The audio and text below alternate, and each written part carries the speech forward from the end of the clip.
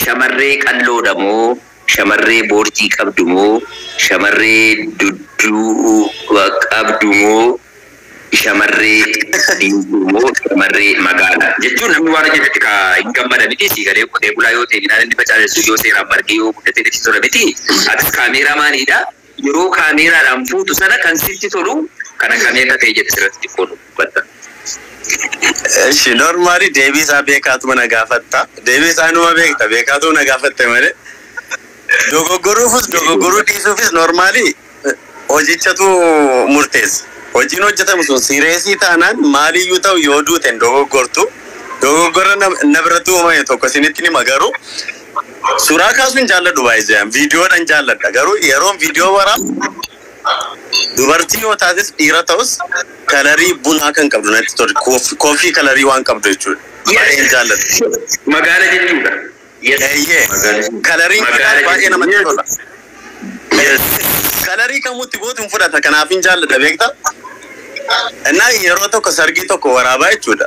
Sargichi baay'ee sargii sireesiidha. Sargii sana waraabaa kaameeraa normaalii raddaatiin jira kaameeraa lamaan qabee jira beektaa tokko viidiyoo tokko suuraa afaan fayyadama. Intalli tokko nama beekudha sana keessa miizee keessa suuraa na kaaftu malee jettee silkii fudhattee na caqacaqte beektaa?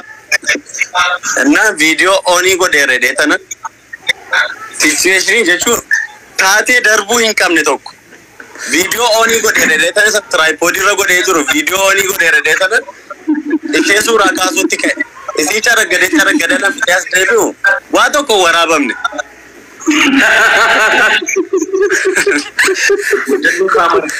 Maal abbaa kootiin godha? Waa tokko wantiin godhan jiru bakka.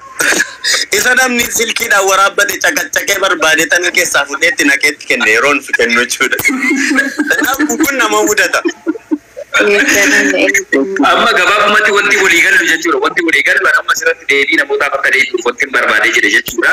Kaameeraa irraa kan bareedu bifa chookoleetii bifa bunaati jechaa jira jechuudha. Kanaafuu shamarran bifa magaala qabdan jechuudha. Magaaluma keessan dhoksuuf jettanii dhoqqee dibatina. Waan fuulatti awdarii moo maalii kana hin bari. Fuula keessan bareechisuudhaaf looshiniin gahaadha. Looshinii jechuun maali? Fuula keessan gogaa keessan kan akka inni hin goggogne, akka inni lallaafu, akka inni hin tatarsaane qofa tajaajila. Isiniif galee sanaa achi diimannee bareenna jettanii kaatanii hin ta'aabina. Iddoo kanarratti waan dabala. Magaaluma dhageessanii jirtu. Yeroo baay'ee waan viidiyoo irratti nama rakkisu kanarratti iddoo waan dabala shamarran irratti waan hin jibbu jechuudha. Fuula jaraa meekaappiin taane dibatanii jechuudha. Especially more uffannaa harka fa'aa qaama jara agarsiisu uffatanii yeroo fuula irratti meekaappiin taane dibata viidiyoo waraabdee kaatee yeroo kalaringii isaa hojjettu jechuudha.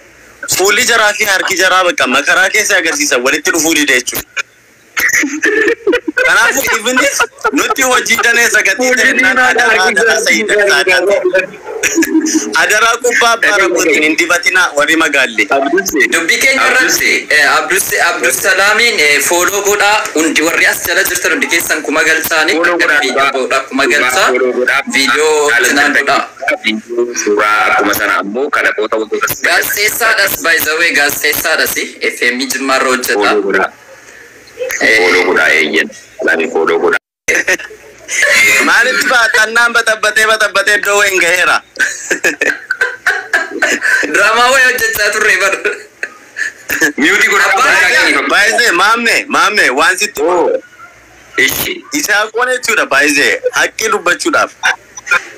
Biyyaa boo isaatti akka malee kan hin gubaddaanadha tokko. Baay'ee hojii akkamii hojjechaa ture asitti baay'ee. Dhugaa rabbii. Sanasi Abdusalaam asirra jiraadhaaf osoo hin ta'e waa baay'ee hojii dubbadhee jira. Isaa rakkateetu osoo biyya kana keessa taa'ee jedhee aartii Oromootiif hojii guddaa hojjechuu nama danda'u. Sirba fedhe osoo inni biyya alaa taa'ee baasee jedhee hanga inni bacaqii biyya keenyaa keessa deemee waraabu hojjetu hin miidhagu. Attiraakshinii hin qabu siigalee wanti inni biyya namaatti baasu jechuudha siigalee. Wanti biyya ofii caalu jiru artiistiidhaaf biyyuma ofiiti siigalee osoo danda'anii jedhee jechuudha. Nagalchaa gaakaati. Rakkoon qabu isa itti deebinaa achumatti poosii nuuf godhaa kan achumatti nuuf qaba garaa miinootti darbina miyyootti nuuf godhaas miyyootti nuuf godhaa. Gara-gara biyya sanatti deemanii jiran lakkoofsan qabatu beektee babbareedduun magaalli diimtuun dheertuun gabaabduun kaarruu gosalee shamarranii hunda keessaa biyya sana keessa kan dhabame jiru. Amiinoo falmataa biyya sana keessatti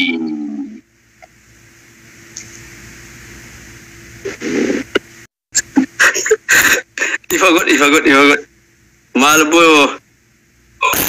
wala nukutte dafi gawadhu sabboonummaan isaanii gonkumaa hin jijjiiramne shamarree kutaa kamiiti kutaalee Oromiyaa 11 keessa yoo kisifde asirratti jechuudha koomantii jalatti rizaaltii namoota kennantu jiru akka kan beekanu kan biyya sana jiran jechuudha sii gadee gastii kana qabaata jechuudha jijjiiramne shamarran Harargeeti.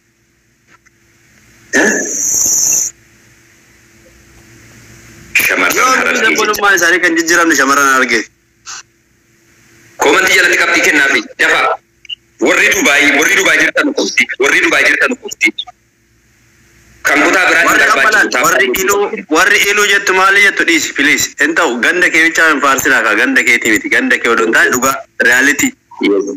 Walloo an argine iyyuu dhugaa jettee yes dhugaa keetii Jimma Walloo Wallagga Kamisee dhugaadha. Jimma Danoo Lala yes Jimma no warra biyya sana jiru qofa namoonni kaan hin barreessinaa please iluu Arsii Sobo Wallagga Arsii Jimma amma laala gandaadha osoo hin taane parsantii kaafi parsantii meeqa dhaggeeffadha Amiinoo wanta amma deebise jechuudha sidiif galee Amiinoo wanti nama deebise dhibbatti jechuudha osoo akkasa kanan deebine qulqulluutti jechuudha sirrii biyya sana keessan ture waan ta'eedhaaf jechuudha.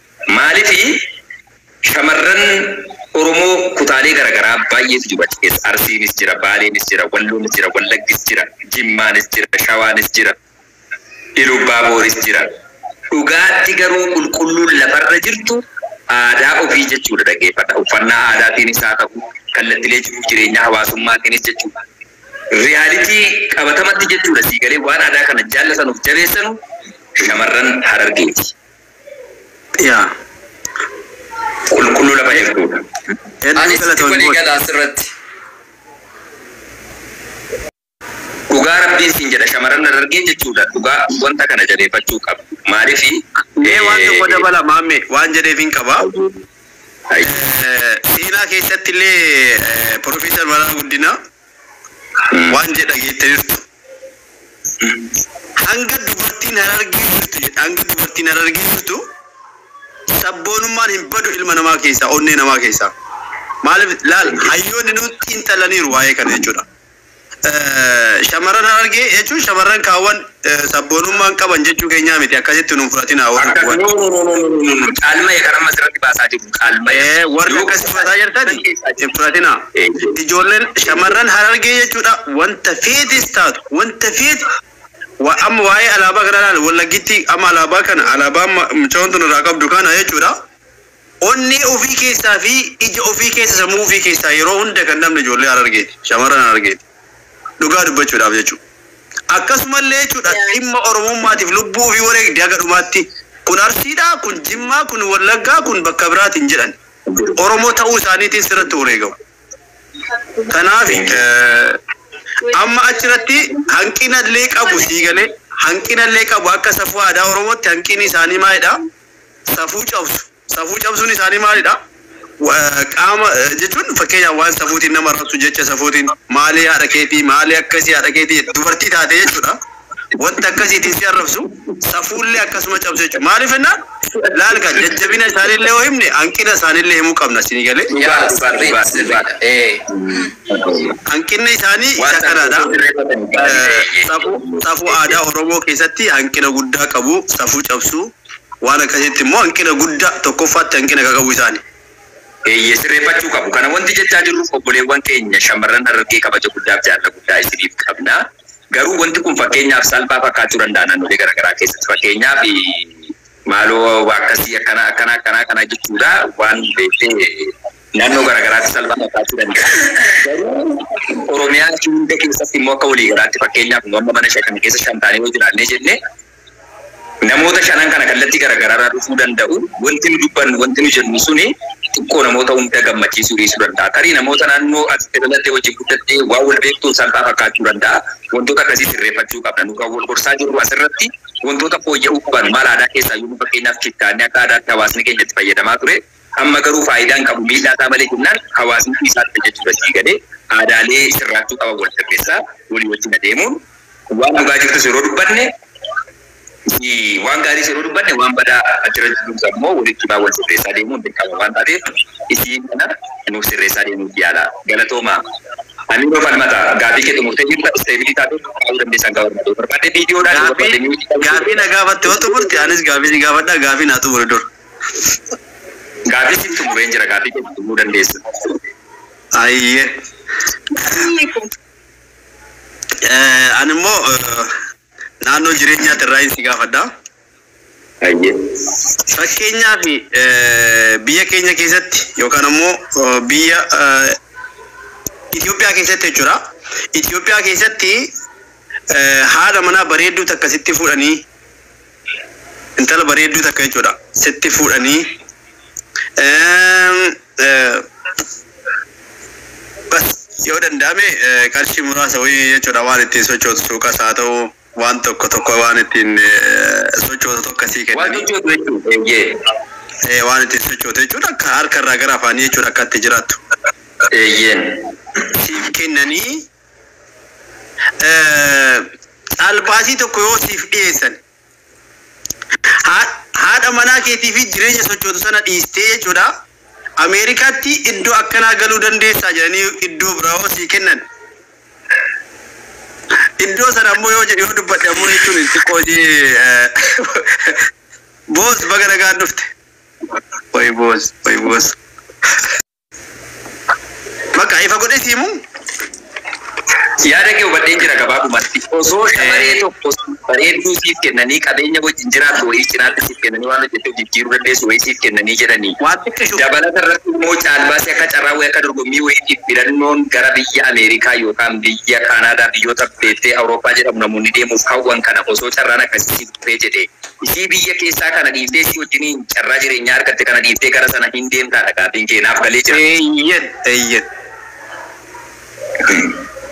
Gaaffii kana amiinu ati biddeenuma kootti gaazana guuraa qophooftee dhufte malee kuni gaaffii isa asirratti nama gaafatan miti. Kuni anarratti riskii kabira deemtu sanillee maammi Maqaan maammi asirratti 36 for you welcome sin jedhaaru.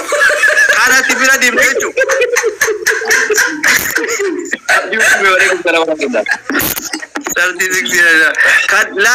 Kanatti bira deemtu shugar maamii obboleessa kiyya laal wanti gurguriin. Wayo.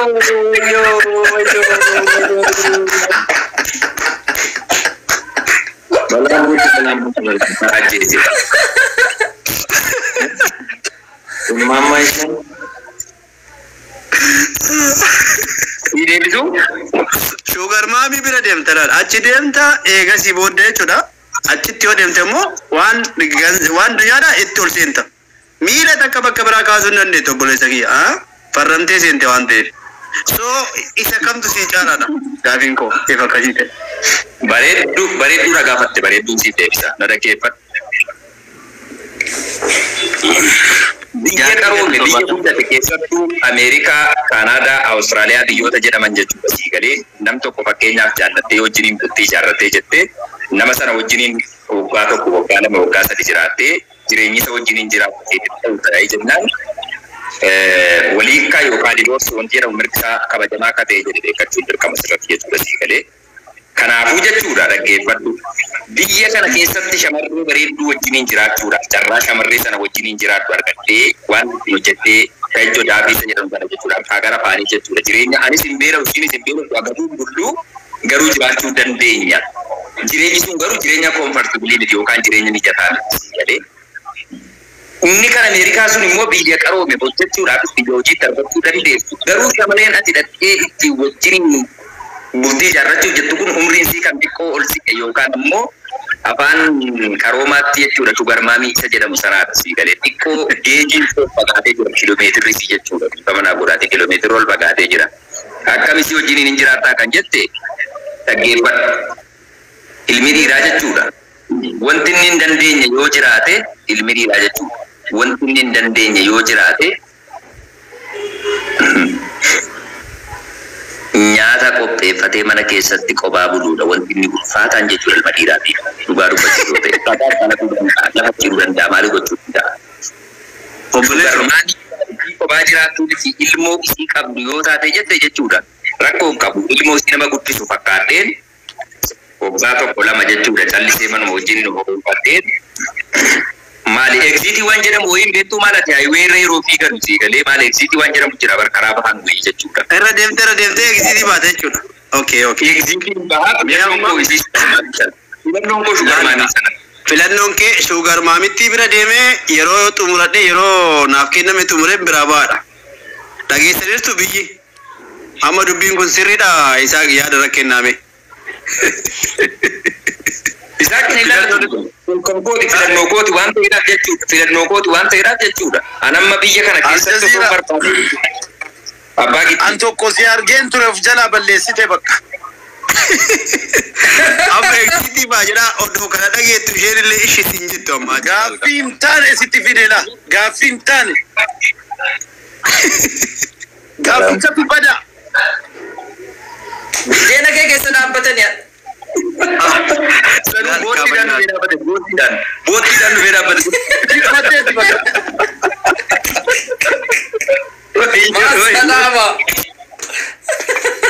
Maasalaama obboleessa kee. Eegsitii baata. Akka eegsitii baata. Sagalee kuillee waraabbamaa jira qaba. Sagalee kuillee waraabbamaa jira yoo ta'e qaba.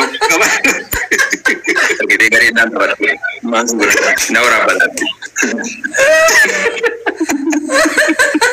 Amma waraana walitti banuun. Waraana sababa isaan siif deebisa. Daqiiqaa tokko naaf kenne sababa isaan siif deebisa. Maaliif ni jecha gaafata? Gara dhagaatti hiikamanaan gadi dhiisanii achuma jiraadha. Laali. Sababa isaan siif himee gara taanutti darba. Sababni ani akkas jedhuuf maaliif jedhii na gaafatu? Jireenya harkaa gara faanii yoo ta'e anaa miti daljeessi biyya keenyaayyuu jiraataa jira. Anaa miti qamaleen biyya keenyaayyuu jiraataa jira. Anaa miti kadhataan biyya keenyaayyuu jiraataa jira sii galee. Kadhannaa ta'us harka namaa eeggachuu ta'us inuma jiraataa jira sii galee. Ani jechuudha of jijjiiree jechuudha jireenya fooyya'aa wa'ii jiraachuu hin danda'u yoo ta'e. Laalamma gaafii kee keessatti isii wajjin yemmuu jiraattu akkam beelofne akka gabuun bulle isiinis akka gabuun bulle jireenya siif ta'u qofa sii galee jireenya akkasii qofa hiree akkasii qofa siif kennamee inni kan Ameerikaa yookaan Awustiraaliyaa yookaan Kanaadaa jechuudha sii galee shugar maamii umriidhaan sirra caaltu yookaan sirra fagaata yookaan amma dura laayifii kan biraa qabdu kan ilmoo qabdu sii galee inni akkasii yoo siif kenname lakkii jettee kaatee isiidhuma kana wajjiniin jireenya harkaa gara faanii jiraattamoo isii sana bira dhattee jiraachuu filattaa dhagaafiin kee. Dhibbatti shugar maamii ilaali isii dullatti jechuudha sii galaa jira miti ilaali. Isii umriin isii waggaa 40 caaliin gabu 40 caalaa rakkoo. 70. Hayyutti galatoomi hayyu. Shugar maamii waggaa 40. Suni mammaadha. Lakki. Waggaan 40 booda. Waggaan 40 booda shugar maamii dabaluu irra deemtee jirti jechuudha barisiin. Waggaa 40 jechuun ganaadha ijoollee.